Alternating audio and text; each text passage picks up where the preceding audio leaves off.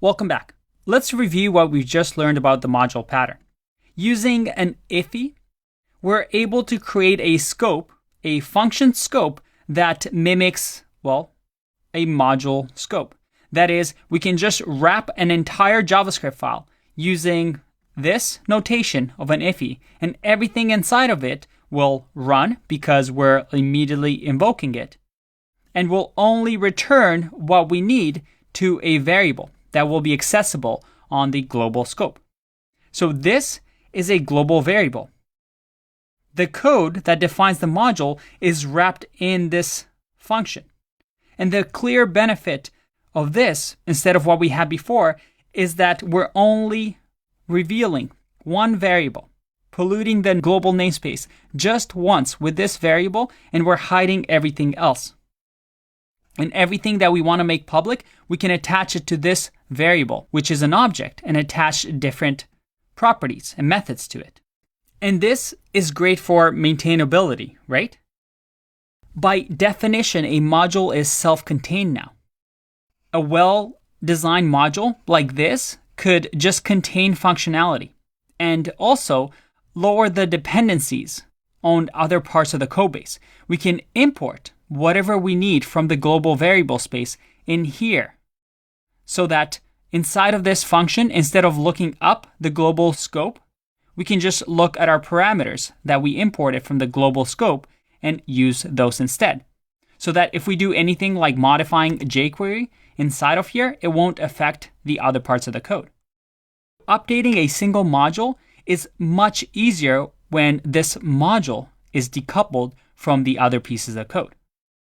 If we had a fight module here and, well, we needed to fix some things inside of it, it's good to know that it won't affect the outside parts. So that we can have a team of engineers working on this module and another team of engineers working on another module. And as long as they don't break the public API, that is, we always expect fight to take in a character in character 2 and return something that we agree upon, then we can work separately. And finally, the other great thing about this is the idea of reusability, right? Instead of copying code over and over, these useful functions can be now shared so that I can use the fight function in other parts of the code. And instead of having to write the same functionality in multiple places, we have just one place in our code that has the fight function. And if we ever need to fix it, we know exactly where to go instead of changing the code in multiple places. All right, so module pattern is great. We're all done. We don't need to learn anything else. Well, not really. There's two main problems with this approach that we see. One is that we technically are still polluting the global namespace.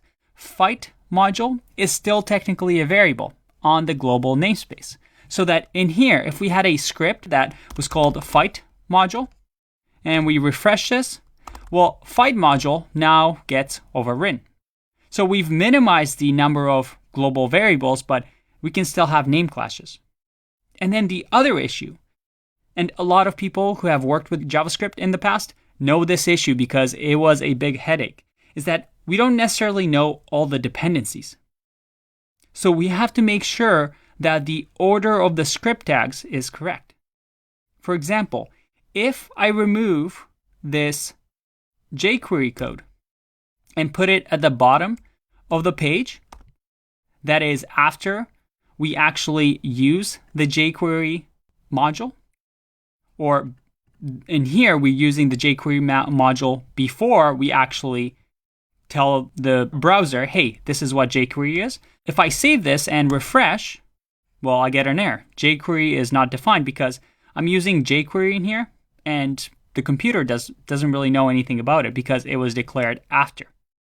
And I've worked on projects before where we had close to 100 script tags, and you had to make sure that these script tags were in the right order so that those scripts that depending on other scripts were, well, declared after, so that we had these variables available to them. How do we solve this? And for that, we had two major solutions.